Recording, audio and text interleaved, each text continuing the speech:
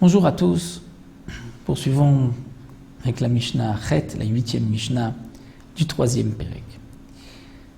Nous avons vu que lorsque Reuven a confié du blé à son ami Shimon et que Shimon a mélangé ce blé avec sa propre récolte, étant donné que la récolte s'abîme avec le temps, il y a une partie qui pourrit, une partie qui est mangée par les rats, donc Shimon ne rendra pas la même quantité qu'il a reçue de Reuven, il enlèvera une petite partie, comme nous l'avons vu, pour une mesure de 180 cabines, un corps, 180 cabines de l'époque.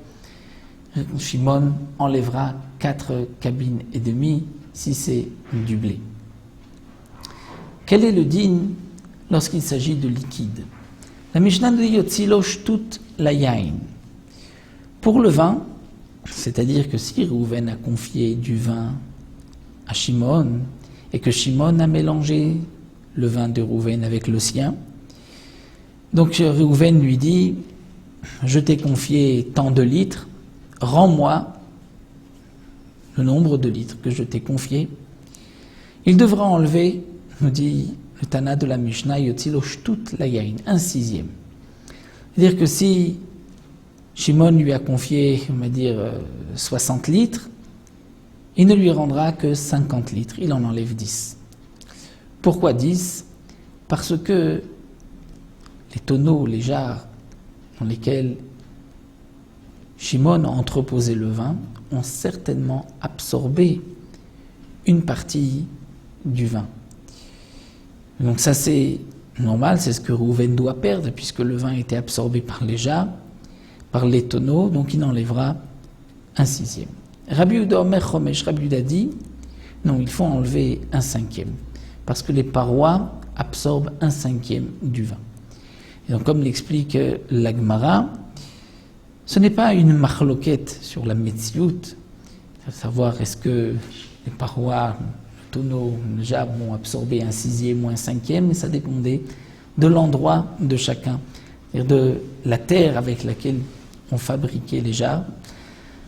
Dans l'endroit de Rabbi Yehuda, les jarres étaient donc de terre cuite, absorbaient 1/5. Pour Tanakama, elles absorbaient 1/6 dans son endroit. Donc il n'y a pas de marloquette. Tout dépend en vérité combien les jarres absorbent. La Mishnah poursuit, si c'est de l'huile, yotzilo shloshet lugim shemen lemea. Il enlèvera pour 100 lugim, qui était aussi une mesure de l'époque.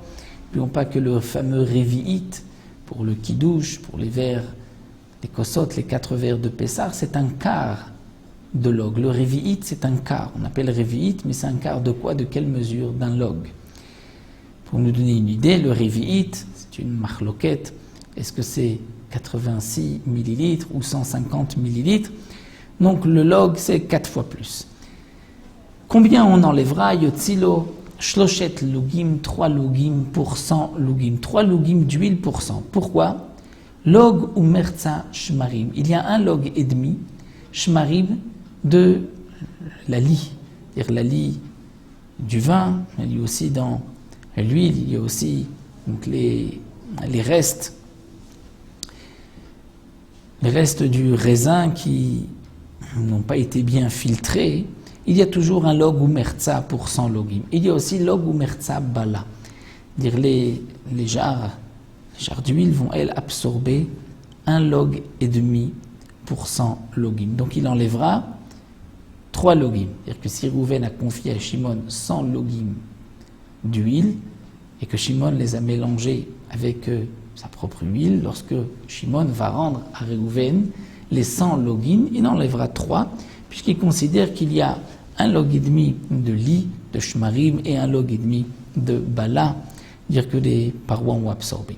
Imaya shemen mezukak, celui-là avait été purifié, bien filtré, qu'il n'y a pas de shmarim, et no motzilo shmarim, il n'enlèvera pas le shmarim, il enlèvera juste ce que les parois ont absorbé, imayu kankanimi et shanim, et si les jarres dans lesquelles il a entreposé l'huile avaient déjà été auparavant utilisées, elles étaient vieilles, donc elles ont déjà absorbé, elles n'absorbent pas encore, et le motzilo bala, il n'enlèvera pas de bala la quantité qui normalement est absorbée, puisque dans ce cas-là, les parois n'ont rien absorbé.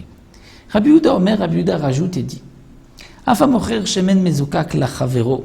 De même, celui qui vend de l'huile mezukak, c'est-à-dire de l'huile qui est purifiée.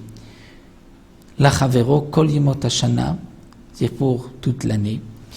Et comme on l'explique ici le Barthénora avec les Mefarshim,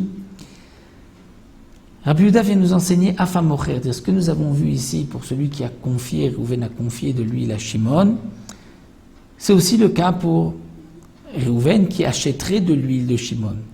Et Réhouven a acheté de l'huile, donc Shimon a vendu, le Mocher, Shimon a vendu l'huile à Réhouven, mais il ne lui donne pas toute l'huile en une seule fois, il lui donne tout au long de l'année. Kol yemot hashana, c'est-à-dire pour toute l'année, il lui donne de l'huile. Donc entre-temps, petit à petit, l'huile va se purifier, c'est-à-dire la lie va tomber. Et donc lorsque Shimon va donner à Réhouven de l'huile, il lui donnera toujours de l'huile pure, de la bonne huile. Eh bien, nous dit Rabbi Yehuda, pour 100 logim que Réhouven a acheté à Shimon, Réhouven doit prendre sur lui un log et demi qu'il ne recevra pas. On considère que c'est un log et demi de shmarim et que donc Shimon ne devra pas donner à Réhouven 100 logim, il lui donnera que 98 et demi, puisqu'il y a un log et demi qui est devenu shmarim que Shimon ne va pas donner puisqu'il lui donne de l'huile. Donc là encore, Rabbi Yehuda vient nous enseigner, donc un dîne qui est simple, qui est logique, que puisque Réhouven n'a acheté que de l'huile, il a acheté de l'huile pure, bien sûr, on est obligé de dire qu'il n'a pas posé cette condition, qu'il ne veut que de l'huile pure. Mais l'huile se purifie, s'arrange, la lie tombe tout au long de l'année. Lui avait dit simplement j'achète de l'huile, 100 logim d'huile, c'est pour cela que Shimon lui enlèvera un log et demi. On se retrouvera pour la Mishnah Tête.